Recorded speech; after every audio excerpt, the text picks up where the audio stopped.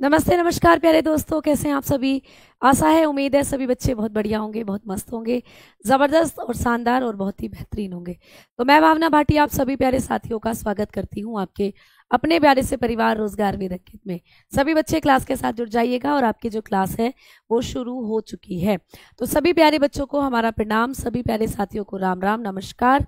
आप सभी एकदम बेहतरीन होंगे, एकदम बढ़िया से आपकी क्लास जो है वो चल रही है। अब आ जाइए, अपने टॉपिक को आगे लेकर चलते हैं। और आज मैं आपको बताने वाली हूँ कि जो ब्लड होता है वो आप लोग किस तरीके से डोनेट कर सकते हो, कौन सा ब्लड ग्रुप किसको ब्लड डोनेट कर सकता है। हम लोग ये बातें आज करने वाले हैं। उसके बाद मैं आपको एक छोटी सी बीमारी के बारे में भी बताऊंगी और उसके बाद हम अपने सेल वाले टॉपिक की तरफ बढ़ेंगे। ठीक है, तो आइए दोस्तों बात करते हैं कि कल जो मैं आप लोगों को एक चार्ट पढ़ा रही थी, उस चार्ट से किस तरीके से आप लोगों को चीज़ें सीखनी है। तो कल की क्लास में मैंने आप लोगों को बताया था कि हमारे शरीर के अंदर जो अलग अलग तरीके के ब्लड ग्रुप्स होते हैं, इनसे हम कैसे इन ब्लड ग्रुप्स को डोनेट कर सकते हैं और किस तरीके से हम इन ब्लड्स को रिसीव कर सकते हैं। ये सारी चीज़ें मैं आपको बताने वाली हूँ इस चार्ट में। ठीक है, तो पहले मैं सारी चीज़ें आपको लिखकर बताऊंगी, सारी चीज़ें पहले लिखकर समझाऊंगी। उसके बाद एक वीडियो या एक छोटे से जो आप लोगों का एक पीपीटी है उसके माध्यम से भी आपको चीज़ें दिखाने की कोशिश करूंगी। ठीक है, तो आइए भाई जल्दी से हम लोग शुरू कर देते हैं चीज़ों को। सभी बच्चों तक मेरी आवाज़ पहुंच रही होगी। जय श्री राम, जय हिंद, जय भारत। सभी दोस्तों को प्रणाम और सभी दोस्तों को नमस्कार और गुड आफ्टरनून। आप एकदम बेहतरीन है, आपने सुबह से अभी तक जो भी क्लासेस आप ले रहे हो बहुत अच्छे से समझ रहे हो चीज़ें। तो आ जाओ, अब बायोलॉजी को भी अच्छे से समझ लेते हैं। ठीक है, समझ में आ गई बातें। तो आइए अब हम करते हैं बात। तो सबसे पहले इधर मैं लिख रही हूँ ब्लड ग्रुप। इधर हम लिखने वाले हैं ब्लड ग्रुप यानी कि रुधिर समूह। इधर हम लिख रहे हैं रुधिर समूह। कौन कौन से रुधिर समूह थे आपने पढ़ा था कल की क्लास में? 4 तरीके के रुधिर समूह थे, ए बी और ओ।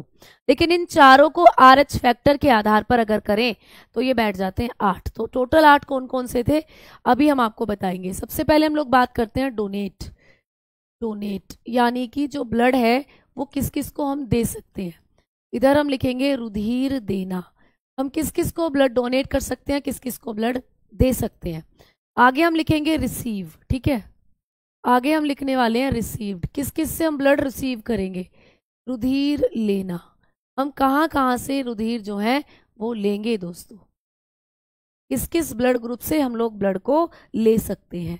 तो आइए भाई सबसे पहले बात करते हैं ए की, ए पॉजिटिव की, ए नेगेटिव की, बी पॉजिटिव की, बी नेगेटिव की, ए बी पॉजिटिव की, ए बी नेगेटिव की, एंड ओ पॉजिटिव की, ओ नेगेटिव की। इन सारी चीज़ों की या इन सारे ब्लड ग्रुप्स के बारे में हम लोग बात करेंगे।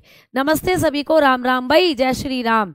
आ जाओ, अब क्लास के साथ जुड़ जाओ और क्लास को बहुत अच्छे से पढ़ो। ठीक है भाई, क्लियर? चलो अब हम आगे बात करते हैं और बात करेंगे कि आप लोगों का जो ए पॉजिटिव ब्लड ग्रुप होता है वो किस किस को ब्लड दे सकता है। तो कल के क्लास में मैंने आपको समझाया था कि जिनका भी RH फैक्टर पॉजिटिव होता है वो बंदे केवल जब ब्लड डोनेट करते हैं तो केवल पॉजिटिव को ही ब्लड डोनेट करते हैं। तो एक तो ये पॉजिटिव है, RH फैक्टर के साथ है, तो ये ब्लड जब भी डोनेट करेगा पॉजिटिव वाले को ही करेगा, और दूसरा हमेशा सेम को ही करेगा। मतलब ये ए है तो कहता है कि मैं ए पॉजिटिव को ही ब्लड डोनेट करूंगा, और साथ में इससे जब बहुत ज्यादा आप लोग जिद करोगे तो कहता है चलो ए बी पॉजिटिव को भी कर देता हूं। तो कभी भी पेपर में प्रश्न आए कि ए पॉजिटिव वाला व्यक्ति किन 2 बंदों को ब्लड डोनेट कर सकता है या किन किन को ब्लड डोनेट कर सकता है, तो आप कहोगे ये केवल 2 ही बंदों को ब्लड डोनेट कर सकता है, एक तो ए पॉजिटिव को और दूसरा ए बी पॉजिटिव को। लेकिन फ्यूचर में इसको खुद ब्लड की जरूरत पड़ गई, अब बेचारे को खून चाहिए, तो अब ये किस किस का खून रिसीव कर सकता है, ये किस किस से खून ले सकता है। पेपर में प्रश्न आएगा कि ए पॉजिटिव वाले व्यक्ति को कौन से रुधिर समूह वाले व्यक्ति ब्लड डोनेट कर सकते हैं, यानी ये कहाँ से ब्लड रिसीव कर सकता है। तो आप कहोगे कि मैम ये ए के दोनों से कर लेगा, ए नेगेटिव से भी कर लेगा, ए पॉजिटिव से भी। ए है तो ए के दोनों इसकी जान बचा सकते हैं, पॉजिटिव वाला भी नेगेटिव वाला भी। साथ में ओ के जो दोनों है वो भी इसकी जान बचा सकते हैं। ओ नेगेटिव वाला ब्लड भी दिया जा सकता है, ओ पॉजिटिव वाला भी दिया जा सकता है। ठीक है, तो यहीं पर कॉन्सेप्ट को समझ लेना है, बाकी सारे ब्लड ग्रुप आप इजीली बता दोगे। अब देखो हमने ए की बात करी, तो ए ने जब ब्लड डोनेट करा तो ए को ही करा, और पॉजिटिव है तो पॉजिटिव को ही करा, साथ में ए बी पॉजिटिव को भी कर दिया। लेकिन जब इसने ब्लड रिसीव करा तो रिसीव ये 4 ग्रुप से कर सकता है ब्लड। इसने ब्लड डोनेट तो 2 को ही करा है, लेकिन जब इसको खुद ब्लड चाहिए तो ये ब्लड ले सकता है 4 ब्लड ग्रुप से। दोनों एक ही इसको ब्लड दे सकते हैं, ए पॉजिटिव दे सकता है, ए नेगेटिव दे सकता है, ओ पॉजिटिव और ओ नेगेटिव दोनों दे सकते हैं। बात आती है नेगेटिव वाले के लिए, जिसका RH फैक्टर नेगेटिव होता है, वो बेचारे थोड़े से शरीफ किस्म के इंसान है। शरीफ क्यों? क्योंकि बेचारे पॉजिटिव और नेगेटिव किसी में भी पक्षपात नहीं करते, बेचारे सबको ब्लड दे देते हैं। भैया तेरा पॉजिटिव ब्लड है तो ले, तू भी ले ले ब्लड, तेरा नेगेटिव है तू भी चिंता मत कर, तुझे भी दे देंगे। तो नेगेटिव जिनका RH फैक्टर होता है वो दयालु है। अब दयालु है तो भैया वो कहते हैं कि चाहे किसी का ब्लड पॉजिटिव हो चाहे किसी का नेगेटिव, हम सबको ब्लड दे देंगे। तो ये ए नेगेटिव वाला है, तो ये कहता है कि भैया मैं ए नेगेटिव को भी दे दूंगा, ए पॉजिटिव को भी दे दूंगा। जबकि ए पॉजिटिव ने केवल ए नेगेटिव को ब्लड दिया था, लेकिन ए पॉजिटिव ए नेगेटिव जो है ये क्या करता है, ए नेगेटिव और ए पॉजिटिव दोनों को दे देता है, और साथ में ए बी पॉजिटिव और ए बी नेगेटिव को भी ये ब्लड दे देता है। तो ऐसे करके आप लोगों ने देखा कि जिनका RH फैक्टर नेगेटिव होता है वो 4 बंदों को ब्लड दे सकते हैं, वो 4 बंदों को ब्लड डोनेट कर सकते हैं। लेकिन इस बेचारे को जब खुद ब्लड चाहिए तो इसकी जो जान बचाएंगे वो 2 ही व्यक्ति बचा सकते हैं। यानी कि नेगेटिव वाला जब ब्लड डोनेट करता है तो नेगेटिव पॉजिटिव दोनों को कर सकता है, लेकिन जब उसको खुद को ब्लड चाहिए तो उसको RH नेगेटिव वाला ब्लड ही चढ़ाया जाएगा, पॉजिटिव वाला ब्लड उसको फिर नहीं चढ़ाया जा सकता। तो ये ए नेगेटिव वाला है तो इसको नेगेटिव फैक्टर का ही ब्लड चढ़ेगा। तो जब ये ब्लड किसी से लेता है दोस्तों तो इसको ए नेगेटिव और ओ नेगेटिव के बंदे ही ब्लड दे सकते हैं, पॉजिटिव फैक्टर वाला बंदा इसको ब्लड नहीं दे सकता। जबकि पॉजिटिव वाले को तुम किसी का भी खून चढ़ा दो, नेगेटिव वाला पॉजिटिव वाला कोई सा भी चढ़ा दो, ठीक है। लेकिन ए नेगेटिव के साथ या नेगेटिव RH फैक्टर के साथ आप ऐसा नहीं कर सकते, उनको केवल नेगेटिव फैक्टर वाले ब्लड ही चढ़ाए जाएंगे, ठीक है। बात करते हैं बी पॉजिटिव की। भैया पॉजिटिव है तो वही शर्त रखेगा कि जब भी ब्लड डोनेट करूंगा पॉजिटिव को ही करूंगा। अब क्या है, ये बी है तो बी को देगा ही, तो दैट्स मीन ये क्या करती है, ये बी पॉजिटिव को ब्लड देती है और ए बी पॉजिटिव को ब्लड देती है। तो जब भी बी पॉजिटिव वाला व्यक्ति किसी को रुधिर दान देगा तो बी पॉजिटिव और ए बी पॉजिटिव को ही देगा। जैसे ए वाले ने ए पॉजिटिव और ए बी पॉजिटिव को दिया था। भैया ए बी तो सबके मजे ले रहा है, ए बी को तो कोई सा भी ब्लड चढ़ा दो तुम, ये तो सर्वग्राही माना जाता है। अभी आगे पढ़ोगे, इस चार्ट से क्लियर हो जाएगा, सर्वग्राही है ये, ठीक है।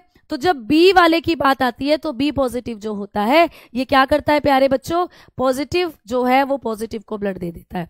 आगे बात करिए, जब इसको ब्लड रिसीव करना है, इसको ब्लड चाहिए, तो ये बी नेगेटिव बी पॉजिटिव और ओ नेगेटिव ओ पॉजिटिव दोनों से ब्लड ले सकता है। वही केस है जो ए के साथ हुआ था। अगर हम लोग बात करके चलते हैं नेगेटिव की, बी नेगेटिव, तो आपको दिख रहा है नेगेटिव RH फैक्टर है, पॉजिटिव और नेगेटिव दोनों को ब्लड दे सकता है। तो ये बी नेगेटिव और बी पॉजिटिव दोनों को देगा, साथ में ए बी पॉजिटिव और ए बी नेगेटिव दोनों को ब्लड ये दे सकता है। लेकिन जब बेचारे को खुद ब्लड चाहिए तो इसको केवल नेगेटिव वाला ही ब्लड चढ़ाया जाएगा। तो जब ब्लड चढ़ाने की बात आती है तो ये बी नेगेटिव और ओ नेगेटिव से ही ब्लड रिसीव कर सकता है, जैसे ए वाले ने ए नेगेटिव और ओ नेगेटिव से ही ब्लड लिया, ठीक है। कहानी जो थोड़ी डिफिकल्ट सी है वो है किसके साथ, वो है ए बी पॉजिटिव के साथ। ये ए बी पॉजिटिव इतना नालायक है, इतना नालायक है। क्यों मैडम? एक तो पॉजिटिव है इसलिए नालायक है, पॉजिटिव है तो साफ मना कर दिया नेगेटिव को तो ब्लड दूंगा ही नहीं, और ए बी है तो इसने कहा कि केवल ए बी को ब्लड दूंगा और किसी को दूंगा ही नहीं। अभी देखा तुमने, ये सब जगह से ब्लड ले रहा था, ये सब जगह से ब्लड ले रहा था, लेकिन जब इसको खुद को ब्लड देने की बारी आई तो साफ मना कर देता है। ये क्या कहता है कि मैं केवल ए बी पॉजिटिव को ब्लड दूंगा। तो ए बी पॉजिटिव वाले इतने नालायक हैं कि केवल ए बी पॉजिटिव को ब्लड देते हैं। प्रश्न पेपर में आएगा कि ए बी पॉजिटिव वाला व्यक्ति किन किन रुधिर समूहों को रुधिर दान कर सकता है। ए बी पॉजिटिव वाला जो पर्सन है वो ब्लड जब डोनेट करेगा तो which blood groups have receive the blood from a b positive. A b positive से कौन कौन ब्लड रिसीव कर सकता है? आप लोग कहोगे कि केवल ए बी पॉजिटिव को देता है ब्लड, लेकिन जब इसको खुद को ब्लड की जरूरत होती है, इसको खुद को खून चाहिए, तो चीखता है, चिल्लाता है और कहता है सब आ जाओ मुझे ब्लड दे दो। तो मतलब ये ए नेगेटिव से भी ले सकता है ब्लड, ए पॉजिटिव से भी ले सकता है, बी नेगेटिव से भी, बी पॉजिटिव से भी, ओ नेगेटिव से भी, ओ पॉजिटिव से भी, ए बी पॉजिटिव से भी और ए बी नेगेटिव से भी। मतलब इसने क्या करा, सब जगह से ब्लड ले लिया, ऑल ब्लड ग्रुप। जब इसको खून चाहिए तो सबसे खून ये रिसीव कर लेता है, लेकिन जब डोनेट करने की बारी आती है तो केवल ए बी को करता है। समझ में आ गई बात? क्लियर है ना? आ गई ना आप सभी को बात समझ में? चलो आओ आगे बात करते हैं। आगे हम बात करेंगे, आप तो बोल रही थी कि ए नेगेटिव, मैंने बोला था बेटा नेगेटिव आरएच फैक्टर सबको दे सकता है। नेगेटिव आरएच फैक्टर का मतलब नेगेटिव जो है वो पॉजिटिव और नेगेटिव दोनों को ब्लड दे सकता है। ओ है जो कंप्लीटली आप देखोगे जो सबको दे सकता है, ठीक है। तो मैंने नेगेटिव के बारे में बोला था कि नेगेटिव आरएच फैक्टर वाला व्यक्ति पॉजिटिव और नेगेटिव दोनों को ब्लड दे सकता है। अब आओ बात करते हैं यहाँ पर ए बी नेगेटिव की। ए बी भी नालायक होता है, ए बी ब्लड ग्रुप वाले नालायक है। मैं दिल पे मत लेना, मैं समझाने के लिए बता रही हूँ सिर्फ, है ना, याद करने के लिए। अब ए बी वाला, ये भी ए बी है तो नालायकपना दिखाएगा, लेकिन इसका आरएच फैक्टर नेगेटिव है तो थोड़ा सा शरीफपना भी दिखाएगा। थोड़ा सा शरीफपना क्या दिखाएगा एक, और नालायकपना क्या दिखाएगा? नालायकपना ये दिखाएगा कि केवल ए बी को ब्लड देगा, केवल ए बी को। और शरीफपना ये दिखाएगा कि कहेगा कि चलो मैं दोनों को दे देता हूं, ए बी पॉजिटिव को भी और ए बी नेगेटिव को भी, क्योंकि इसका आरएच वेक्टर नेगेटिव है। और नेगेटिव आरएच वेक्टर वाले व्यक्ति पॉजिटिव और नेगेटिव दोनों को ब्लड डोनेट कर देते हैं, लेकिन ये ए बी है, ए बी वाला केवल ए बी को ब्लड देता है, तो ए बी नेगेटिव वाला ए बी पॉजिटिव और ए बी नेगेटिव दोनों को ब्लड दे सकता है। लेकिन जब इसको खुद को ब्लड चाहिए तो यहाँ से सारे पॉजिटिव वाले हटा दो, जितने भी नेगेटिव वाले बचे वहां से ब्लड डोनेट कर सकता है। ए नेगेटिव इसको बचा सकता है, बी नेगेटिव, ओ नेगेटिव और ए बी नेगेटिव, क्योंकि नेगेटिव आरएच फैक्टर वाला बंदा नेगेटिव का ही ब्लड रिसीव करता है, पॉजिटिव से उसको ब्लड नहीं दिया जा सकता। तो ए बी नेगेटिव जो होगा वो जब ब्लड डोनेट करेगा तो केवल ए बी पॉजिटिव और ए बी नेगेटिव को करेगा, लेकिन जब उसको ब्लड चाहिए, जब वो ब्लड रिसीव करेगा तो सभी नेगेटिव फैक्टर वाले बंदों से कर सकता है। अब बात करते हैं ओ की दोस्तों, इसका थोड़ा नीचे लिख लेती हूँ जिससे आपको चीजें यहाँ क्लियर हो जाए। ओ पॉजिटिव और ओ नेगेटिव। अगर हम ओ पॉजिटिव और ओ नेगेटिव की बात करते हैं तो ओ ऐसा ब्लड है जो सबको चढ़ाया जा सकता है, लेकिन ये रहा पॉजिटिव फैक्टर वाला, तो ओ पॉजिटिव वाला बंदा भी एक शर्त रखता है कि सबको ब्लड दे दूंगा, लेकिन दूंगा केवल पॉजिटिव वालों को। आप देखते आ रहे हो ना कि पॉजिटिव वाले केवल पॉजिटिव को ब्लड देते हैं, तो ओ सबको ब्लड देगा लेकिन देगा पॉजिटिव वालों को। तो ये किस किस की जान बचाएगा? ए पॉजिटिव की, बी पॉजिटिव की, ए बी पॉजिटिव की और ओ पॉजिटिव की ये जान बचाएगा, ठीक है। तो ये ए बी और ओ चारों को ब्लड देगा, लेकिन पॉजिटिव फैक्टर वालों को सिर्फ, क्योंकि खुद पॉजिटिव है ना। अब जब इसको खुद ब्लड चाहिए तो ओ जो होता है, इसकी खास बात यह है कि इसको ओ का ही ब्लड चढ़ाया जाएगा और किसी का ब्लड ये नहीं रिसीव करता, क्योंकि ओ के अंदर कुछ ऐसी एंटीबॉडीज हैं जो दूसरा ब्लड एक्सेप्ट ही नहीं करती, ठीक है। तो आपने देखा कि ओ वाला जो व्यक्ति होता है ये केवल ब्लड कहाँ से रिसीव करेगा? आप बताओगे, ये ओ पॉजिटिव और ओ नेगेटिव से ब्लड रिसीव करेगा, क्योंकि पॉजिटिव वाले नेगेटिव और पॉजिटिव दोनों का ब्लड ले सकते हैं। तो ओ को ओ ही चढ़ाया जाता है, तो इसके पास दो ही ऑप्शन है, पॉजिटिव और नेगेटिव वाले। तो ओ पॉजिटिव वाला व्यक्ति किन किन ब्लड ग्रुप से ब्लड ले सकता है? तो आप कहोगे केवल ओ से ब्लड लेगा और ओ के दोनों से ले सकता है, पॉजिटिव और नेगेटिव दोनों से। अब आती है ओ नेगेटिव की बारी। अब देखो ओ हुआ, ओ तो सबको ब्लड देता है, और दूसरा नेगेटिव हुआ, नेगेटिव भी सबको ब्लड देता है, यानी पॉजिटिव और नेगेटिव दोनों को। तो ओ नेगेटिव जो होता है ये सभी को ब्लड देगा। सभी को किस किस को? A negative, B negative, A B negative, ठीक है, O negative, A positive, B positive. Clear? थोड़ा सा छोटा और करूं, जगह बस जरा सी लूंगी। A b positive, a b positive, ठीक है, ओ पॉजिटिव। मतलब सभी नेगेटिव वाले को इसने ब्लड दिया और सभी पॉजिटिव वालों को इसने ब्लड दिया, यानी ऑल, आप लिख सकते हो ऑल, ये सबको ब्लड देता है ओ नेगेटिव वाला जो है। लेकिन बेचारे को जब खुद ब्लड चाहिए तो इतना बदनसीब है, इसकी जो हेल्प करता है वो केवल ओ नेगेटिव वाला करता है, क्योंकि इसको कोई और ब्लड शूट ही नहीं होगा। इसका आरएच फैक्टर नेगेटिव है तो केवल नेगेटिव से ही लेता है नेगेटिव वाला, और ओ की खास बात है कि ओ से ही ब्लड लेता है, तो इसके पास तो एक ही ऑप्शन बचता है, ओ नेगेटिव। तो जिनका भी ओ नेगेटिव है थोड़ा सा संभल जाओ, थोड़ा सा अपनी रक्षा अपनी सुरक्षा ज्यादा किया करो, क्योंकि तुम दुनिया का तो भला कर दोगे पर दुनिया तुम्हारे काम नहीं आएगी। तुम्हारे काम आएगा केवल वो बंदा जिसका ब्लड ग्रुप ओ नेगेटिव है। तो ओ नेगेटिव वाले आपस में ओ नेगेटिव वालों से दोस्ती रखा करो, वही तुम्हारी जान बचाएंगे, वही तुम्हारे काम आएंगे। समझ में आ गई बात है ना? तो आप लोग बताकर चल सकते हो। ओ नेगेटिव है दोस्तों हीरो, ओ नेगेटिव दे रहा है सबको ब्लड, लेकिन बेचारे को खुद बदले में कुछ नहीं चाहिए, खुद उसकी जान बचा रहा है केवल ओ नेगेटिव। ठीक है, तो यहाँ पर ओ नेगेटिव वाला जो होता है इसको कह देते हैं सर्व, क्या प्यारे बच्चे, दाता, सर्वदाता। ठीक है, क्लियर? सुमन जी, अगर आप लोगों ने बहुत से एग्जाम दिए हैं तो आपको पता चल जाएगा बच्चा कि यहाँ से प्रश्न आपको बन सकते हैं। अगर आपको सिर्फ ये पता है कि प्रश्न कहाँ से आएगा तो फिर तो पढ़ने की जरूरत ही नहीं है, फिर तो कोचिंग की जरूरत ही नहीं है, फिर तो आप लोग बस उन्हीं चैप्टर को उठाओ और पढ़ लो। क्या आप शॉर्टी के साथ कह सकते हो कि यहां से प्रश्न नहीं आएगा? कह सकते हो। हमें नहीं पता कि पूरी, हमें सिलेबस में बायोलॉजी दिया हुआ है, ह्यूमन ब्लड भी है, तो भैया प्रश्न आपको सब्जेक्ट में या सिलेबस में जब चीजें दी हैं तो पढ़ना पड़ेगा। प्रश्न आया तो आप उसको बनाएंगे, नहीं आया तो तब भी आप दूसरे किसी एग्जाम में अगर जाते हैं तो वहां पर प्रश्न डेफिनेटली आएगा, आप उसको बनाएंगे। तो कोई शॉर्ट ही नहीं है कि यहाँ से प्रश्न नहीं आएगा। क्लियर? तो हम पूरे सिलेबस को इसलिए करते हैं क्योंकि कहीं से भी अगर सिलेबस में से क्वेश्चन बना तो हम उसको बना पाए। क्लियर? समझ में आ गई बात? तो आओ अब सुनो यहाँ से चीजें। अब यहाँ से दो प्रश्न बन जाते हैं कि सर्वग्राही कौन सा होता है और सर्वदाता कौन सा होता है। ये आपको चीजें बनती है। सर्वग्राही, यूनिवर्सल रिसीवर। तो यूनिवर्सल रिसीवर कौन है दोस्तों, बताओ? ऐसा ब्लड ग्रुप कौन सा दिख रहा है तुम्हें जो सबसे ब्लड ले रहा है, जिसको कोई भी ब्लड ग्रुप चढ़ा दो सबसे ब्लड ले रहा है, तो आप कहोगे मैम हमें यहाँ दिखाई दे रहा है कि भैया सबसे ब्लड ग्रुप लेने वाला तो ए बी पॉजिटिव है। तो ए बी पॉजिटिव जो होता है इसको कहा जाता है सर्वग्राही।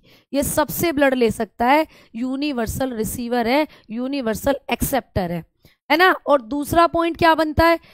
दूसरा पॉइंट ये कि सर्वदाता कौन होता है? सर्वदाता, जिसको आप कहते हो यूनिवर्सल डोनर। यूनिवर्सल डोनर किसको कहते हैं? यानी कि जो सबको ब्लड देगा। तो आपको कौन यहां पर ऐसा दिख रहा है जो सारे ब्लड ग्रुप को ब्लड दे रहा है? तो आप कहेंगे ओ नेगेटिव। ओ नेगेटिव ऐसा ब्लड ग्रुप है जो सभी को ब्लड डोनेट कर रहा है, जो सभी को ब्लड दे रहा है। तो आपने बताया ओ नेगेटिव। तो ये दो प्रश्न भी यहां से बन सकते हैं, आप लोग बताकर चल सकते हो। ठीक है ना दोस्तों? क्लियर? चलो आ जाओ आगे बात करते हैं। ठीक, तो आप लोगों ने देखा कि सबसे ज्यादा जो ब्लड, यानी सबका ब्लड रिसीव कर रहा है ए बी पॉजिटिव, इसीलिए हो जाता है यूनिवर्सल रिसीवर या सर्व, इसको बोलते हैं यूनिवर्सल एक्सेप्टर भी। ठीक है, और जो सर्वदाता है, सबको ब्लड देता है, डोनर है, वो ओ नेगेटिव हो जाता है। चलिए आइए अब मैं आपको दिखाने की कोशिश करती हूँ एक छोटे से इस पीडीएफ के जरिए, अगर ये ओपन होती है तो, क्योंकि कई बार इसके साथ ऐसा होता है कि ये पीपीटी ना चल नहीं पाती है। तो इसमें भी सेम वही चीजें हैं, देखो ध्यान से, जो मैंने आप लोगों को अभी समझाया कि ओ पॉजिटिव वाला व्यक्ति जो होता है वो किस किस को ब्लड दे सकता है। तो जितने भी पॉजिटिव फैक्टर वाले बंदे, यहाँ पे ए पॉजिटिव की बात हो रही है, तो ए पॉजिटिव है तो वो किस किस को ब्लड डोनेट कर सकता है? आपने कहा कि ये ब्लड डोनेट कर सकता है ए पॉजिटिव को और ए बी पॉजिटिव को। तो अभी अभी आपने देखा था कि ए बी पॉजिटिव वाला व्यक्ति ए बी पॉजिटिव को, और साथ में यहां पर दिख रहा है ए बी पॉजिटिव, इन दोनों बंदों को जो ये ब्लड है डोनेट कर सकता है। क्लियर? तो इस तरीके से पूरा चार्ट है, ये पूरी पीपीटी या ये जो पूरा मैंने आपको टेबल बनवाया है, इससे आपको ये सारी चीजें क्लियर हो गई होंगी। क्लियर? आ जाओ आगे बात करते हैं। ठीक, अब हम लोगों ने बात करनी है, आगे की तरफ बढ़ना है। अब मैं आपको एक बीमारी के बारे में बताती हूँ। ठीक है, ये बीमारी भी आपको पेपर में पूछी जाती है। एक बीमारी होती है एरिथ्रोब्लास्टोसिस पिटैलिस, ये बीमारी भी आ जाती है। ठीक है, एरिथ्रोब्लास्टोसिस पिटैलिस, इसका नाम यही होता है, erythroblastosis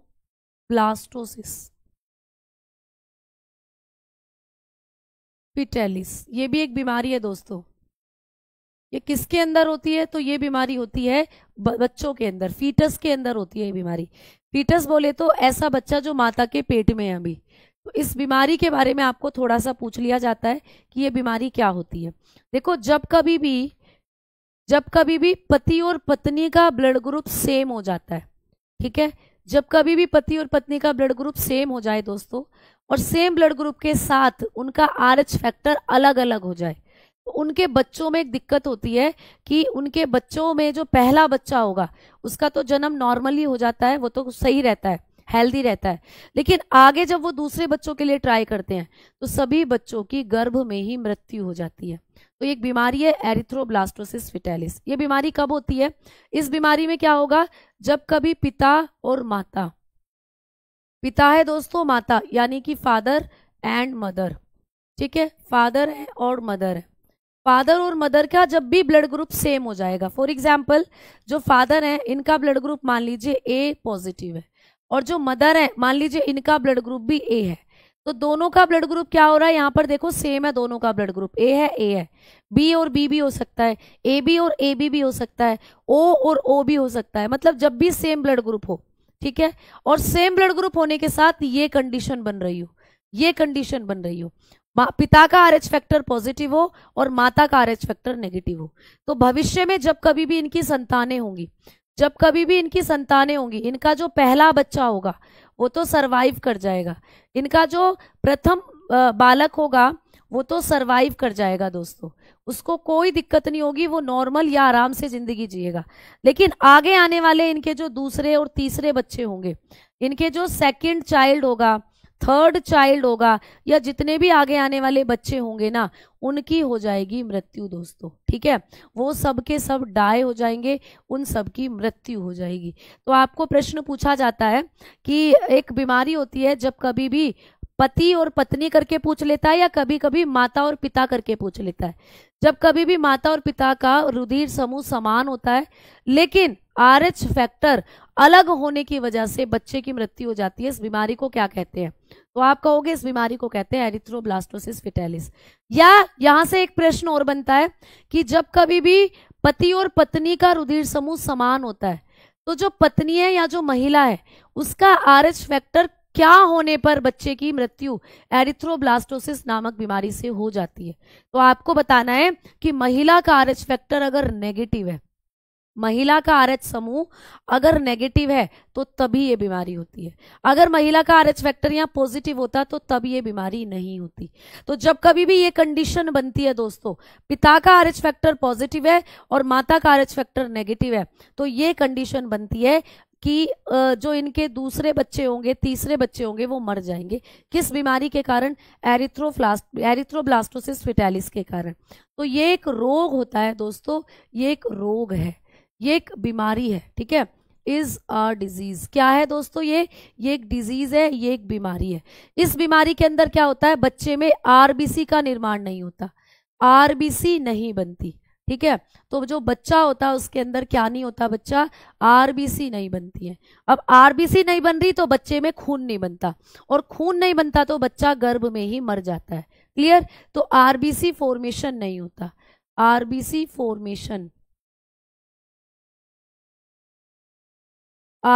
formation is not done, ठीक है। तो इनके अंदर क्या होगा, RBC फॉर्मेशन नहीं हो पाता, इसीलिए बच्चे की क्या हो जाती है दोस्तों, मृत्यु हो जाती है। ठीक है, समझ में आई? क्लियर? क्लियर? तो ये बीमारी आप लोगों को हो जाती है। Always first Hindi then English. बेटा ऐसा कोई इशू नहीं है कि पहले हम हिंदी लिखें या इंग्लिश लिखें, चीजें आपको बाइलिंगुअली होंगी, मेन मुद्दा ये है। ठीक है, क्लियर? तो आप लोगों ने ये चीजें पढ़ी और इस बीमारी के बारे में भी आपको पूछा जा सकता है, तो इस बीमारी के बारे में याद रखोगे। कब होती है बीमारी? जब महिला का RH फैक्टर नेगेटिव हो। ये क्या होते हैं बेटा? ये RH फैक्टर ही तो होते हैं। आपको मैंने बताया था ना, ये जो हम प्लस नेगेटिव करके लिखते हैं ये हमारे RH फैक्टर होते हैं। तो महिला का RH फैक्टर जब कभी भी नेगेटिव होगा तो वहां पर एक बीमारी होगी बच्चों में, उस बीमारी को कहते हैं एरिथ्रोब्लास्टोसिस फिटालिस, और ये बीमारी जो होती है इसी के कारण गर्भ में बच्चे की मृत्यु हो जाती है। क्लियर भाई? आगे बात करें? ठीक, चलो अब चलते हैं आगे की तरफ। हाँ, हम तो पहले ब्लड टेस्ट करा लेंगे, कोई इशू नहीं है, कोई इतनी बड़ी बीमारी नहीं है। इस बीमारी के लिए एक ट्रीटमेंट भी होता है। ठीक है, अगर ये बीमारी किसी के अंदर है तो इस बीमारी के लिए आप लोगों को डॉक्टर, एक इलाज भी है इस बीमारी का, इस बीमारी का इलाज या ट्रीटमेंट क्या है मैम? इसमें जो महिला होती है उसको एक इंजेक्शन लगाया जाता है। महिला को क्या लगाता है डॉक्टर? एक इंजेक्शन। इंजेक्शन तो जानते हो ना क्या होता है? अब इंजेक्शन को तो हिंदी में लिखने की जरूरत नहीं है। इंजेक्शन जो सुआ लगाता है डॉक्टर, एक इंजेक्शन देते हैं। कौन सा इंजेक्शन? एंटी डी ड्रग का इंजेक्शन। एंटी डी ड्रग, तो एंटी डी ड्रग का इंजेक्शन लगाया जाता है दोस्तों। प्रति डी ड्रग, भैया डी, प्रति डी दवा या इसका एक इंजेक्शन लगाया जाता है किसमें? महिला को। और महिला के अंदर फिर कोई दिक्कत नहीं होती और आगे आने वाले सभी बच्चे पहले बच्चे की तरह नॉर्मल और सामान्य पैदा होते हैं। ठीक है, समझ में आई बात? तो ऐसे करके आपको ये भी पूछ सकता है बेटा एंटी डी ड्रग का क्यों लगाया जाता है? क्योंकि मैंने आपको कहा था ना कि RH फैक्टर जो होता है इसका एक और नाम होता है। RH फैक्टर को आप लोग एंटी डी ड्रग के नाम से या इसको डी एंटीजन के नाम से भी जानते हैं। मैंने आपको कल की क्लास में बताया था। इसी को हम लोग क्या कहते हैं? डी एंटीजन भी कहते हैं। डी प्रतिजन के नाम से भी इसको जाना जाता है। तो ये बात तो आपने कल लिख ली थी। इसीलिए डी एंटीजन का इंजेक्शन लगाते हैं, क्योंकि ये दिक्कत जो होती है ये RH फैक्टर की वजह से ही होती है। क्योंकि पिता का RH फैक्टर तो पॉजिटिव है, माता का RH फैक्टर नेगेटिव है। तो जब भी बच्चे का निर्माण होता है तो 50% जो है वो बच्चा पिता से लेता है और 50% जीन जो है बच्चा मम्मी से लेता है। तो जब भी पापा के जीन मम्मी के पास पहुंचेंगे, क्योंकि बच्चे का निर्माण माता के गर्भ में होता है, पिता के गर्भ में नहीं होता, तो जब भी बच्चे के जो जीन है पिता के जीन वो माता के जीन के पास पहुंचेंगे बच्चे का निर्माण करने के लिए, तो माता की बॉडी उन्हें पहचान नहीं पाती। और माता की बॉडी जब पहचान नहीं पाती तो पहले बच्चे में कोई दिक्कत नहीं आती। जैसे कोई भी व्यक्ति, आप जब उस व्यक्ति से पहली बार मिलते हो तो आप उसके स्वभाव के बारे में जान नहीं पाते, लेकिन जब वो व्यक्ति आपको दूसरी बार तीसरी बार मिलता है तो आप उसका स्वभाव फिर जान जाते हो। वैसे ही पहले बच्चे के लिए प्रॉब्लम नहीं आती, क्योंकि जैसे ही पहले बच्चे के लिए पिता के जो जीन है वो माता के जीन के साथ मिलते हैं तो माता उनको पहचान नहीं पाती और पहले बच्चे का जो निर्माण है वो नॉर्मल हो जाता है। लेकिन दूसरी बार जब यही कंडीशन आएगी, दूसरे बच्चे के लिए जब पिता के 50% जीन माता के जीन के पास पहुंचेंगे, इस बार माता के शरीर में बन चुकी होंगी एंटीबॉडी। माता के शरीर में बन चुकी होंगी दोस्तों एंटीबॉडी, और ये एंटीबॉडी पिता की इन जीन को कहीं बाहर का जीन समझ लेती है, यानी ऐसा समझ लेती है कि हमारे शरीर में अटैक करेंगे। तो एंटीबॉडी का काम क्या होता है? आपको सुरक्षा देना। तो माता की जो एंटीबॉडी है, माता के शरीर में जो प्रतिरक्षी बन चुके हैं, ये प्रतिरक्षी पिता के प्रतिरक्षियों पर या पिता के जो जीन है उन पर अटैक कर देता है, जिससे पिता के जो जीन है वो डिस्ट्रॉय हो जाते हैं और बच्चे का निर्माण बंद हो जाता है। क्योंकि बच्चे का निर्माण तो दोनों के मिलने से होगा, है ना? तो बच्चे का निर्माण बंद हो जाता है और बच्चा गर्भ में ही मर जाता है। ये दिक्कत होती है प्यारे बच्चों यहाँ पर। ठीक है, क्लियर? समझ में आ गई बात? तो आओ अब हम आगे बढ़ते हैं और बात करते हैं। हाँ जी, SSC GD के लिए भी आप इसको ले सकते हो। SSC GD में तो नॉर्मली 1 से 2 प्रश्न ही बायो के पूछे जाते हैं। चलो आओ अब चलते हैं आगे की तरफ। तो ब्लड वाला चैप्टर आपका कंप्लीट, इतनी चीजें आप लोगों को ब्लड से करनी है। अब बढ़ते हैं आपके एक और नए टॉपिक की तरफ जिसका नाम है सेल। तो भाई डेफिनेटली एक प्रश्न सेल से मिलने वाला है। तो जो अब चैप्टर हम लोग पढ़ने वाले हैं ये ऐसा चैप्टर है जो बहुत ही ज्यादा इंपॉर्टेंट होने वाला है। ठीक है, तो आइए अगले टॉपिक की बात करते हैं बायोलॉजी के अंदर, कोशिका यानी कि सेल। तो सेल वाला जो चैप्टर है दोस्तों बहुत इंपॉर्टेंट है। चाहे आप आर्मी GD की बात कर ले, क्लर्क की बात कर ले, नर्सिंग असिस्टेंट की बात कर ले, आपके पेपर में एक प्रश्न यहां से आने वाला है। ठीक है, समझ में नहीं आया? क्या समझ नहीं आया राजेंद्र? एक बार फिर से बताने की कोशिश करती हूँ। ठीक है, देखो मैंने अभी आपको क्या कहा कि अगर पिताजी हैं और माता है, फादर है मदर है, ठीक है ना दोस्तों, फादर एंड मदर, तो जो मदर होती हैं बच्चे का निर्माण कहाँ होता है? कोई भी बच्चा जब पूरा 9 मंथ या 9 मंथ जब उसका डेवलपमेंट होता है तो किसके अंदर होता है? पापा के शरीर में होता है, मम्मी के शरीर में? आप कहोगे मम्मी के शरीर में। माता के शरीर में बच्चे का निर्माण होता है।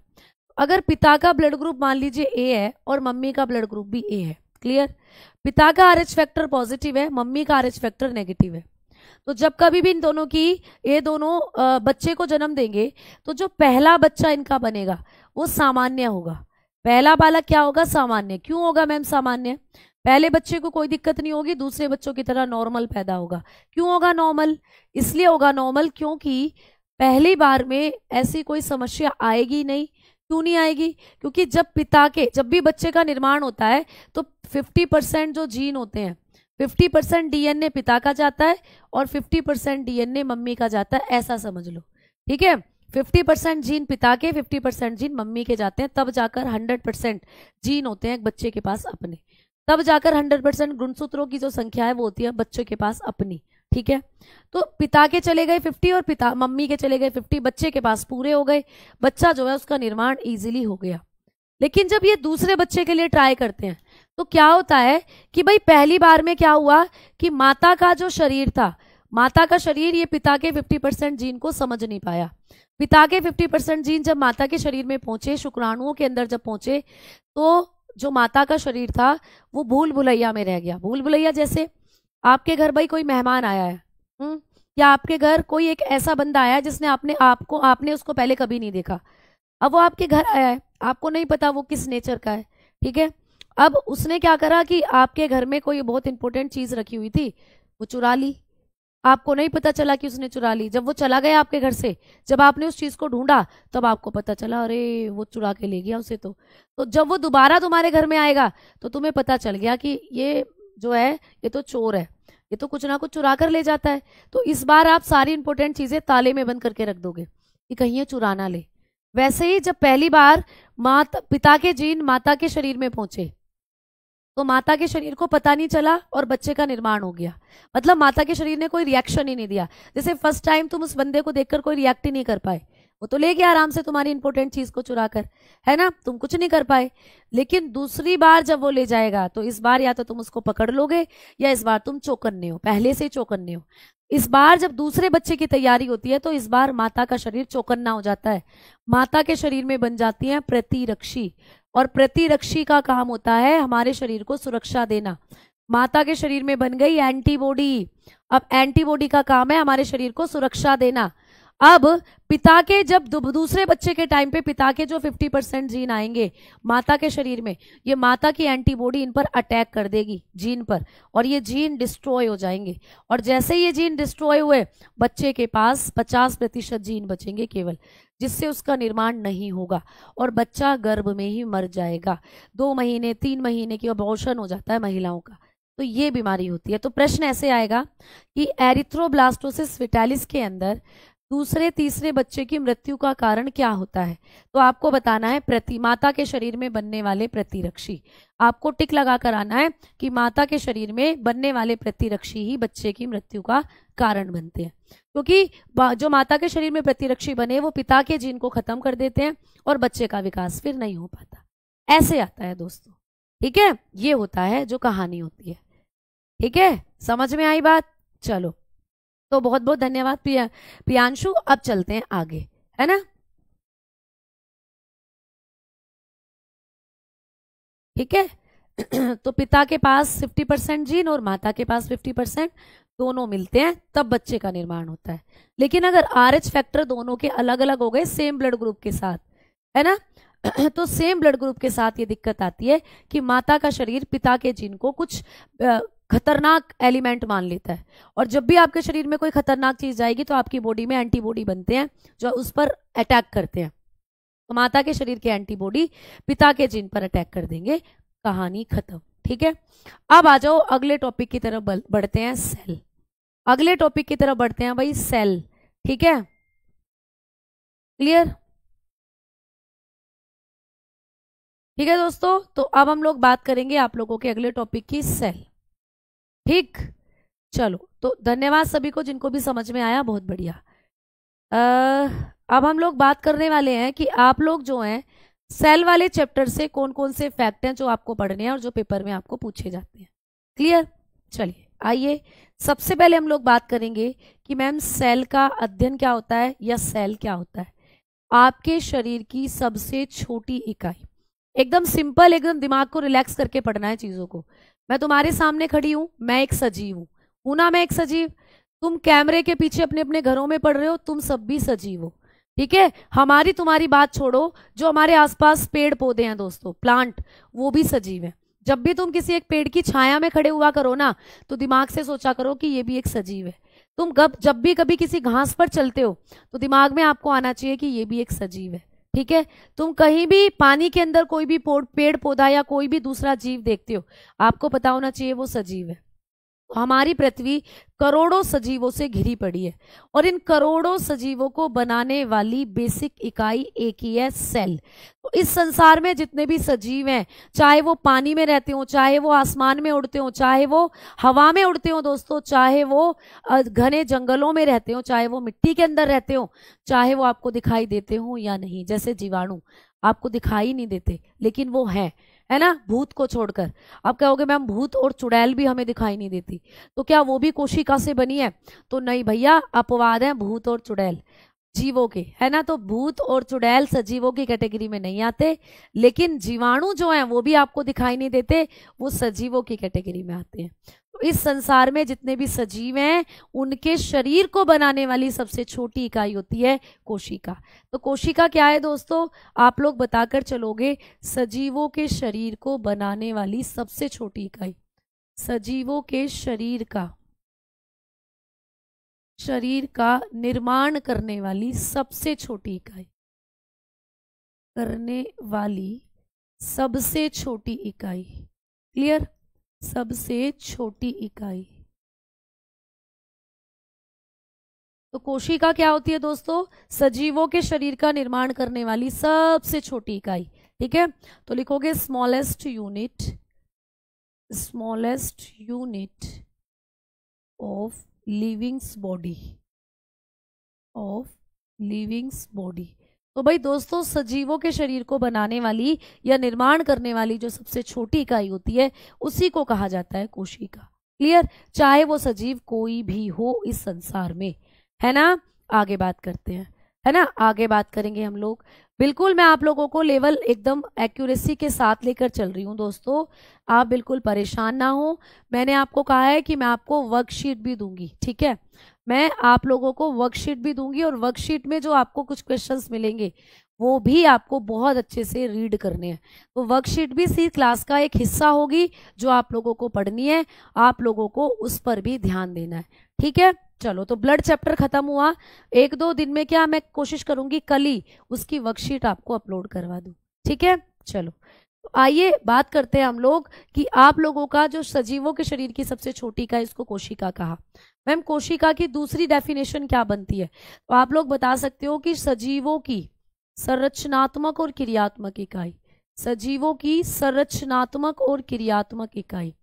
आपको पूछा जाएगा कि जो सजीव होते हैं इनके शरीर की, सजीवों की संरचनात्मक और क्रियात्मक इकाई भी किसको कहा जाता है? आप कहेंगे कोशिका को, क्रियात्मक इकाई, ठीक है। तो ये भी आपको पूछा जा सकता है, ये भी आप लोगों को याद रखना है कि सजीवों की संरचनात्मक और क्रियात्मक इकाई किसको कहते हैं। तो आप कहोगे कोशिका को, यानी कि आप बताएंगे स्ट्रक्चरल, आप बताकर चलोगे structural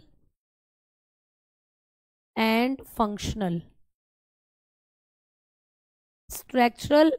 functional, unit of living. तो जितने भी सजीव हैं उनके शरीर को बनाने वाली संरचनात्मक और क्रियात्मक इकाई भी कोशिका को ही कहा जाता है। अच्छा मैम, इस टर्म का मतलब क्या है, संरचनात्मक और क्रियात्मक इकाई? तो आइए इसको समझते हैं कि कोशिका को संरचनात्मक और क्रियात्मक इकाई क्यों कहते हैं। ये एनसीईआरटी की डेफिनेशन है बेटा।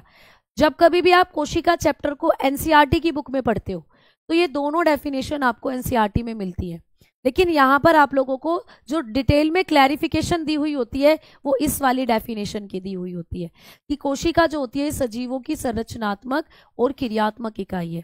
मतलब जो हमारा शरीर है वो कोशिका से ही बना है और हमारा शरीर जो काम कर रहा है वो कोशिका ही काम कर रही है। अगर मैं यहाँ खड़ी होकर तुम्हारे सामने सांस ले रही हूं ना, तो यहाँ पर भी मेरी कोशिकाएं ही हेल्प कर रही हैं। कैसे? मेरे फेफड़ों को मिलकर बनाया कोशिका ने, और मेरे फेफड़े जो काम कर रहे हैं, क्या काम कर रहे हैं कि मैम आप अंदर ऑक्सीजन ले जा रही हो, आप बाहर कार्बन डाइऑक्साइड छोड़ रही हो, तो ये काम भी मेरे अंदर मेरे फेफड़े ही कर रहे हैं और फेफड़ों की कोशिका कर रही है ये काम भी। तो मेरे फेफड़ों को भी कोशिका ने बनाया और मेरे फेफड़ों के अंदर जो काम हो रहा है, ऑक्सीजन अंदर जा रही है, कार्बन डाइऑक्साइड बाहर आ रही है, ये काम भी कोशिका कर रही है। तो आपका शरीर जो है वो बनाया भी कोशिका ने है, उसकी संरचना जो तैयार करी है वो कोशिका ने ही करी है, और भैया जो आपकी शरीर काम कर रहा है वो भी कोशिका की बदौलत ही कर रहा है। अब जैसे मैंने सुबह खाना खाया, मैंने ब्रेकफास्ट किया सुबह, तो खाना जब अभी मेरे शरीर में पच रहा है, वो कौन पचा रहा है? आप कहोगे मैम आपका लीवर पचा रहा है खाना, आपका पेट पचा रहा है, आपकी आंतें पचा रही है खाना। तो लीवर किससे बना है? कोशिका से। आंतें किससे बनी है? कोशिका से। पेट किससे बना है? कोशिका से। इन सबको किसने बनाया? कोशिका ने। और ये जो खाने को पचाने का काम कर रहे हैं, ये भी कौन कर रहा है इनके अंदर? कोशिका ही कर रही है। तो कोशिका ही संरचना बनाती है और कोशिका ही काम करती है हमारे शरीर में। समझ में आई बात? ठीक है। अब कैसे? तो देखो, मान लो ये आपके शरीर में छोटी छोटी कोशिकाएं हैं, ये आपके शरीर के अंदर है छोटी छोटी कोशिकाएं। आपका शरीर अरबों कोशिकाओं से बना हुआ है दोस्तों। अब ये कोशिकाएं जब एक साथ एक जगह इकट्ठा हो जाती हैं, इन कोशिकाओं का जब एक समूह बन जाता है, इन कोशिकाओं का जब एक ग्रुप बन जाता है, जब ये बहुत सारी कोशिकाएं एक साथ इकट्ठा हो जाती हैं, इनका ग्रुप बन जाता है, तो उसको कहा जाता है टिश्यू। उसको कहा जाता है दोस्तों टिश्यू, यानी कि ऊतक। क्या कहते हैं बच्चा? ऊतक कहते हैं उसको, टिश्यू कहते हैं। ठीक है। और यही टिश्यू जब एक साथ जुड़ जाते हैं, देखो सारी एकता की शक्ति को समझो, एकता की शक्ति। जब आप अकेले होते हो तो शायद उतना बेहतरीन काम नहीं कर पाते जितना तुम एक ग्रुप के साथ मिलकर कर सकते हो। तो जब कोशिकाएं अकेली हैं तो शायद वो उतना अच्छा काम नहीं कर पाती, लेकिन जब वो ग्रुप में जुड़ गई हैं आकर, उनका एक समूह बन गया है, तो उनके समूह को कहते हैं टिश्यू यानी ऊतक। और ऊतकों का भी जब एक ग्रुप बन जाता है तो उसको कहते हैं टिश्यू सिस्टम। उसको कहते हैं दोस्तों टिश्यू सिस्टम, यानी कि पूरा ऊतकों का एक समूह बन गया, उसको कहा जाता है ऊतक तंत्र। क्या कहते हैं? ऊतक तंत्र। और ये जो ऊतक तंत्र है ये क्या करता है भाई? ये आपके अंगों का निर्माण करता है। ये आपके अंगों का निर्माण करेगा, ऑर्गन। आपके शरीर में आप जानते हो आपके अंग बनने लग जाएंगे। आपका लीवर, आपकी किडनी, आपका दिल, आपकी आंतें, आपका पेट, आपका फूड पाइप, आपके सारे ऑर्गन बनने शुरू हो जाएंगे। तो सबसे पहले कोशिका बनी, कोशिका एक ग्रुप में आई तो टिश्यू बनाया उन्होंने, टिश्यू भी एक साथ जुड़े तो उन्होंने एक पूरा सिस्टम बना दिया। वो सिस्टम आगे चलकर उसने क्या करा? आपके अंगों का निर्माण करा। और जैसे ही आपके सारे अंग बन गए तो आपके अंगों का भी एक पूरा सिस्टम बन गया, यानी आपके शरीर में बन गए अंग तंत्र। आपका शरीर बन गया अंग तंत्रों से भरा हुआ, यानी ऑर्गन सिस्टम बन गया आपके अंदर। ऑर्गन सिस्टम, भाई सिस्टम में तो बहुत सारी चीजें होती हैं। क्या कोई एक आदमी सिस्टम बना सकता है? सिस्टम में तो बहुत सारे आदमियों की जरूरत होती है। वैसे क्या एक ऑर्गन आपकी बॉडी में सिस्टम बना सकता है? तुम कहोगे नहीं मैम, हमारे शरीर में तो बहुत सारे अंग हैं जो एक साथ मिलकर कई सारे सिस्टम बनाते हैं। जैसे आपका प्रजनन अंग है, उसमें आपके प्रजनन अंगों को मिलाकर पूरा सिस्टम बनता है। आपका पाचन तंत्र है, पाचन तंत्र में आपका लीवर, आपका पेट, आपकी आंतें, पूरी सब मिलकर आपके तंत्र को बनाती हैं। तो ऐसे करके जब आपके बहुत सारे ऑर्गन आपस में मिलते गए और वो मिलकर एक एक तंत्र का निर्माण करते गए। दिल आपका सर्कुलेटरी सिस्टम बनाता है। आपका जो प्यारे बच्चे किडनी है, आपके जो गुर्दे हैं, वो आपका उत्सर्जन तंत्र बनाते हैं। आपका मस्तिष्क आपका तंत्रिका तंत्र बनाता है। तो ऐसे ही सारे ऑर्गन बने आपके शरीर में, और हर ऑर्गन आपका क्या करता गया? आपके बॉडी के अंदर सिस्टम बनाता चला गया, अंग तंत्र का निर्माण करता चला गया। अब जब अंग तंत्र आपके शरीर में बने तो आपका पूरा का पूरा शरीर निर्मित हो गया। आपका पूरा का पूरा शरीर जो है वो बन गया। और जब पूरा का पूरा शरीर बन गया तो आप करने लगे फंक्शन, या आपके जो ऑर्गन है वो करने लगे फंक्शन। एक छोटी सी कहानी को समझना। जब एक बच्चे का जन्म होता है, जब एक बच्चा माता के पेट में बनता है, ठीक है, आज मैथ्स की क्लास नहीं हुई, वाई बेटा? इसके बारे में मुझे इन्फॉर्मेशन नहीं है कि क्यों नहीं हुई। क्लियर? तो आओ अब हम लोग बात करेंगे बेटा। इसीलिए तो मैं आपको यहाँ पे योद्धा बैच के अंदर जो आपका पुराना बैच है, वो सभी बच्चों जिन्होंने पुराना बैच लिया है उन सभी बच्चों को नया बैच मुफ्त मिला है। तो पुराने बैच में जो चीजें आपकी मिस हो गई हैं, इसीलिए तो वो चीजें आप लोगों को यहाँ पर बैच इसीलिए तो फ्री करा है कि उन चीजों को भी आप कवर कर लें। तो अगर आपके पहले बैच में सेल वाला टॉपिक नहीं हुआ तो आप यहाँ से उस टॉपिक को कवर कर सकते हो। और जिन बच्चों ने नया बैच खरीदा है उनके लिए तो है ये क्लास। तो बैच तो पूरा ही ओवरऑल कंबाइंड ही आप लोगों का है ना। तो आपका जो टॉपिक एक दो वहां छूटे हैं, आप इस टॉपिक इस बैच से कवर अप कर सकते हो बेटा। ठीक है, आप इस मैथ से कवर अप कर सकते हो हिमालय यादव जी। क्लियर? चलो, हल्की सी टेढ़ी है, मेडिकल हो जाएगा बेटा, वो देखना पड़ेगा, वो डिपेंड करेगा कि कितनी टेढ़ी है। ठीक है, तो अब सुनो मेरी बात। हाँ, अब सुनो मेरी बात। अब मैं आपको एक छोटा सा एग्जाम्पल आपके ऊपर देती हूँ। जब हम अपनी माता के पेट में होते हैं, ठीक है, आप जानते हो कि एक बच्चा क्या एकदम से बच्चे का जन्म हो जाता है, या आप कहोगे कि मैम एक बच्चे को पूरा जिंदगी में यहाँ बाहर आने के लिए, इस पृथ्वी पर आने के लिए 9 महीने अपनी माँ के पेट में रहना पड़ता है। तो 9 महीने वो अपनी माँ के पेट में कर क्या रहा है, उसके साथ क्या हो रहा है 9 महीने में माँ के पेट के अंदर? एकदम से बच्चे का जन्म क्यों नहीं हो जाता? तो एकदम से जन्म इसलिए नहीं हो रहा क्योंकि उसके अंदर ये पूरी प्रक्रिया बन रही है, उसके शरीर में ये पूरी प्रक्रिया हो रही है। पहले उसका शरीर में कोशिका बनी, फिर उसके शरीर में ऊतक बन रहे हैं, फिर उसके ऊतक मिलकर आपकी बॉडी के अंदर ऊतक सिस्टम बना रहे हैं, फिर इन ऊतक सिस्टम ने मिलकर उसके शरीर में एक एक अंग बनाया, उसका लीवर बनाया, उसकी किडनी बनाई, उसका हार्ट बनाया, उसके गुर्दे बनाए, उसकी ग्रंथियां बनाई, उसका दिमाग बनाया। मतलब 9 महीने के अंदर उस बच्चे में ऐसे ही माता के गर्भ में एक एक ऑर्गन पूरा बनता चलता है, और फिर आप देखोगे कि उसके बॉडी के अंदर पूरा एक सिस्टम, ऑर्गन सिस्टम बन जाता है। मतलब उसके पूरे ऑर्गन रेडी हो जाते हैं बॉडी के अंदर, और फिर 9 महीने के बाद वो बच्चा जन्म लेने के लिए तैयार होता है। तो जन्म जब बच्चा लेता है तो उसका पूरा शरीर जो है वो विकसित हो चुका होता है, और अब उसकी बॉडी के अंदर जितने भी ऑर्गन हैं वो ऑलरेडी काम करना शुरू कर चुके थे। तो जब बच्चे का माता के पेट में विकास हो रहा था तो उसका दिल भी काम कर रहा था माता के पेट के अंदर ही, है ना, उसके लीवर, उसकी किडनी, सब ऑर्गन काम कर रहे थे। और जब उसने जन्म लिया तो उसका पूरा शरीर बिल्कुल तैयार था, और उसका पूरे शरीर के अंदर जितने भी ऑर्गन थे वो कार्य करने के लिए एकदम तैयार थे, है ना। तो इसीलिए तो 9 महीने की ड्यूरेशन लगती है एक बच्चे को निर्माण के लिए माता के गर्भ में। तो 9 महीने में क्या क्या हो रहा है, तो कोशिकाएं ऐसे ऐसे डेवलप हो रही हैं। देखो, तो कोशिका नहीं होती तो क्या एक बच्चे का निर्माण हो पाता, एक पूरा बच्चा बन पाता? तुम कहते हो नहीं। और वही बच्चा फिर धीरे धीरे ग्रोथ करता है, धीरे धीरे उसकी कोशिकाएं भी ग्रोथ करती हैं। वो इतना सा पैदा हुआ था, फिर वो इतना होता है, इतना होता है। तो धीरे धीरे धीरे आपके पूरे शरीर के अंदर जो भी काम हो रहा है आपके शरीर में, आपका शरीर जो भी एक्टिविटी करता है, जो भी आपके शरीर में पाचन है, हार्मोन है, उत्सर्जन है, दिल का सर्कुलेशन, आपका जो दिल है वो सर्कुलेशन कर रहा है, वो सारे काम कोशिका से हो रहे हैं बेटा। अगर एक भी ऑर्गन की कोशिका खराब हो गई ना तो वो ऑर्गन ही खराब हो जाएगा। अगर लीवर की कोशिका खराब हो गई तो लीवर बैठ जाएगा, लीवर काम करना बंद कर देगा। और लीवर का क्या काम होता है? पाचन करना। लीवर पाचन करना ही बंद कर देगा, शरीर में पाचन ही होना बंद हो जाएगा, और धीरे धीरे लीवर की जो लीवर है वो सड़ने लग जाएगा, और लीवर सड़ने से हमारी मृत्यु हो जाएगी। तो ओवरऑल आपकी बॉडी के अंदर ये जो भी भरा हुआ है ना, सब कोशिका से बना हुआ है। बॉडी के अंदर तो छोड़ो, ये तुम्हारी खाल, ये भी कोशिका से बनी है। ये जो तुम्हारी खाल है ये भी तुम्हारी कोशिका से बनी है। या कोशिका बनी थी पहले, फिर उन्होंने टिश्यू बनाए, और टिश्यू ने फिर ये तुम्हारी खाल बनाई। तो ओवरऑल जो भी आप लोगों के सजीव आप देखते हो, उन सबका जो निर्माण करती है वो कोशिका करती है। आ गई ना बात समझ में? अब बताओ, 3 दिन से नहीं हुई है मैथ्स की क्लास? मैथ्स की क्लास तो मुझे लग रहा है, अच्छा शायद सर की इलेक्शन, मतलब कुछ ट्रेनिंग चल रही है, इसलिए आपकी क्लास नहीं हो रही है। राकेश सर जो है वो शायद इसलिए क्लास नहीं ले पा रहे हैं, उनकी कोई ट्रेनिंग है जो चल रही है, और इसके बारे में टेलीग्राम में इन्फॉर्मेशन बिल्कुल आपको मिली होगी बेटा।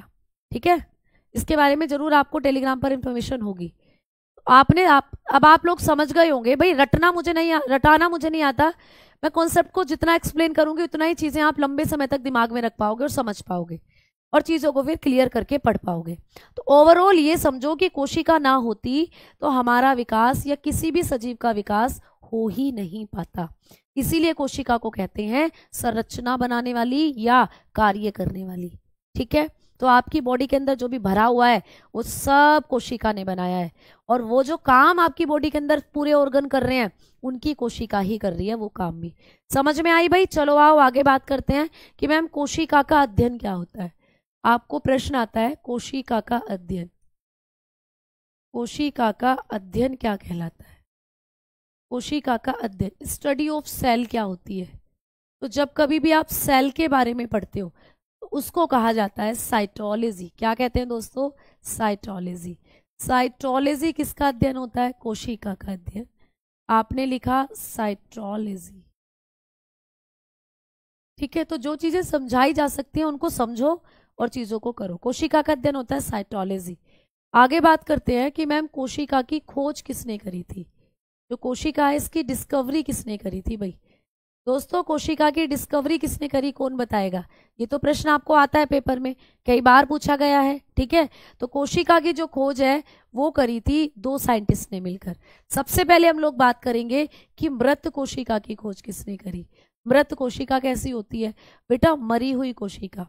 और मैम मृत कोशिका किस में पाई जाती है? मृत कोशिका ज्यादातर पेड़ पौधों में पाई जाती है। अधिकांश जो डेड सेल होती हैं वो प्लांट्स में होती हैं दोस्तों। क्या मैम हमारी बॉडी में भी होती हैं डेड सेल? बिल्कुल होती हैं। आपके नाखून में होती हैं, आपकी खाल पर होती है। आप देखते हो ना आपकी स्किन, जैसे सर्दियों में वो कितनी ज्यादा आपकी स्किन छुटती है ड्राइनेस की वजह से, तो वो डेड सेल ही होती हैं आपकी स्किन की। आप अपने चेहरे पर स्क्रब करते हो तो डेड सेल हट जाती हैं सारी की सारी। आपके जो नाखून है जब आप इनको काटते हो तो डेड सेल होती है, ठीक है। तो आप लोगों के बाल, आप लोगों के नाखून, आप लोगों की खाल में डेड सेल है। लेकिन पेड़ पौधों में सबसे ज्यादा मृत कोशिकाएं होती हैं। तो सबसे पहले आपको पूछेगा कि मृत सेल की खोज किसने करी, डेड सेल की डिस्कवरी किसने करी थी? आप लोग बताकर चलते हो कि मृत कोशिका को खोजा था रॉबर्ट हुक ने। बहुत अच्छा प्रश्न है, बहुत इंपॉर्टेंट है, रॉबर्ट हुक, ठीक है। तो रॉबर्ट हुक ने सबसे पहले मृत कोशिका की खोज करी थी दोस्तों। कब करी थी? 1665 में। ये भी पूछा जाता है। 1665 में सबसे पहले रॉबर्ट हुक ने मृत कोशिका की खोज करी थी। किसमें करी थी ये पूछेगा तो आप लोग बताओगे कॉर्क की कोशिका में, ठीक है। किसमें करी थी? कॉर्क कोशिका में की थी। कॉर्क की कोशिका में खोजा। कॉर्क की कोशिका, मैम कॉर्क क्या होता है? कॉर्क की कोशिका में खोजा था। तो सबसे पहले जो मृत कोशिका है इसको किसमें खोजा था और किसने खोजा था? आप कहोगे सबसे पहले मृत कोशिका की जो खोज करी थी रॉबर्ट हुक ने करी थी 1665 में, और कॉर्क की कोशिका में खोजा था दोस्तों इन कॉर्क सेल। कॉर्क क्या होता है? लकड़ी का एक छोटा सा पीस, इन कॉर्क सेल। तो कॉर्क की सेल के अंदर इन्होंने सबसे पहले मृत कोशिका को खोजा था रॉबर्ट हुक ने। जैसे कि आप किसी पेड़ की कोई टहनी तोड़े, उस टहनी का एक छोटा सा पीस काट ले, इस तरीके से उस टहनी का एक छोटा सा पीस काट ले, इसी को कहते हैं कॉर्क। इसी को कहा जाता है दोस्तों कॉर्क। यही है कॉर्क। इसी कॉर्क के अंदर इन्होंने ऐसे मधुमक्खी के छत्ते की जैसी संरचना देखी थी, जैसे कोई मधुमक्खी ने छत्ता बना रखा हो। जब इन्होंने इस लकड़ी के पीस को माइक्रोस्कोप में रखा दोस्तों, सूक्ष्मदर्शी में रखा, और कौन से सूक्ष्मदर्शी से हम लोग देख सकते हैं कोशिका को? क्या किसी भी सूक्ष्मदर्शी से हम कोशिका को देख सकते हैं? तो नहीं बेटा, ये कोशिका को या कॉर्क की कोशिका को इन्होंने जब देखा तो इन्होंने देखा था संयुक्त सूक्ष्मदर्शी के अंदर। संयुक्त सूक्ष्मदर्शी, ठीक है। तो संयुक्त सूक्ष्मदर्शी के अंदर कंपाउंड माइक्रोस्कोप, इन्होंने अपना एक कंपाउंड माइक्रोस्कोप बनाया था। इसके अंदर इन्होंने इस लकड़ी के छोटे से पीस को रखा, और भैया उसको जब ऐसे झांक कर देखा तो इन्हें ऐसे मधुमक्खी के छत्ते की जैसी संरचनाएं नजर आई। इन्हीं मधुमक्खी के छत्ते की जैसी संरचनाओं को इन्होंने नाम दिया सेल। और इसी प्रकार क्या हुआ प्यारे बच्चे? नीरज जी क्या समझ नहीं आया ये बताओ। नीरज प्यारे बच्चे आपको क्या समझ नहीं आया? थोड़ा सा आप लोग अपना थोड़ा सा एफर्ट दिखाओगे ना तो चीजें आपको बिल्कुल समझ में आएंगी। अपनी बॉडी के ऊपर एग्जाम्पल लेकर पढ़ो। मैंने अभी भी आपको बताया कि भैया आपकी बॉडी के अंदर जितने भी ऑर्गन है, ये उंगलियां भी ये भी कोशिका से मिलकर बनी है। अगर आपकी उंगली कट गई तो अंदर से जो मांस निकलेगा ना वो भी एक तरीके का टिश्यू ही है। तो टिश्यू कैसे बनते हैं? कोशिका से। कोशिका इकट्ठा हुई, उन्हीं से टिश्यू बने, टिश्यू ने अंगों को बनाया, अंगों ने अपना अपना काम करा। तो ये है आपका सीक्वेंस पूरा। आपकी बॉडी जो बनी है या किसी भी सजीव की जो कोशिका बनती है वो इन सब बॉडी बनती है, इन सब चीजों से बनती है बेटा, ठीक है। अगर अच्छा कुछ बच्चे कह रहे हैं हमने पिछली बार नर्सिंग असिस्टेंट का पेपर देखा था। भैया पेपर कहाँ देख लिया? मुझे भी बता दो थोड़ा सा। क्या आप मुझे बता सकते हो वो पेपर आपके पास है बेटा? जल्दी बताओ, हैं जल्दी से बताएंगे कि आपने वो देखा। चलो आ जाओ आगे बात करते हैं कि संयुक्त सूक्ष्मदर्शी था इनके पास, रॉबर्ट हुक के पास, इन्होंने खुद बनाया था। उसी से इन्होंने कोशिका को देखा था, कॉर्क की कोशिका में। ठीक, अब आगे की कहानी हम आपको कल की क्लास में बताएंगे। इस संसार में सबसे छोटी कोशिका, सबसे बड़ी कोशिका कौन सी है, क्लियर। और ऐसे करके ये सारी चीजें आप लोगों को, हाँ जी, कल की क्लास में पढ़ेंगे। ठीक, चलो चलो, बहुत बढ़िया, बहुत धन्यवाद। और कल की क्लास में मिलते हैं। रॉबर्ट ब्राउन ने किस कोशिका की खोज करी?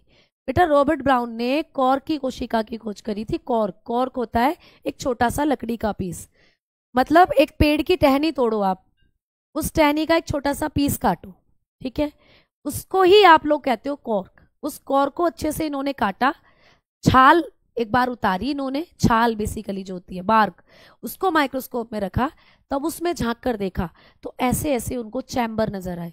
तो यही थी दोस्तों सेल, यही थी दोस्तों सेल, इन्हीं को इन्होंने नाम दिया कोशिका। तो कॉर्क की कोशिका में रॉबर्ट हुक ने सबसे पहले मृत कोशिका को खोजा था। ठीक है, अब हम अगली क्लास में पढ़ेंगे और अगली क्लास में मैं आपको बताऊंगी कि जो कॉर्क की कोशिका होती है, इनके अंदर सुबेरीन नाम का एक पदार्थ भी होता है जो कॉर्क की कोशिका को जल और गैसों के लिए पारगम्य बनाता है, जो आपको पेपर में पूछा गया है। ठीक है, तो मिलते हैं कल। धन्यवाद, नमस्कार।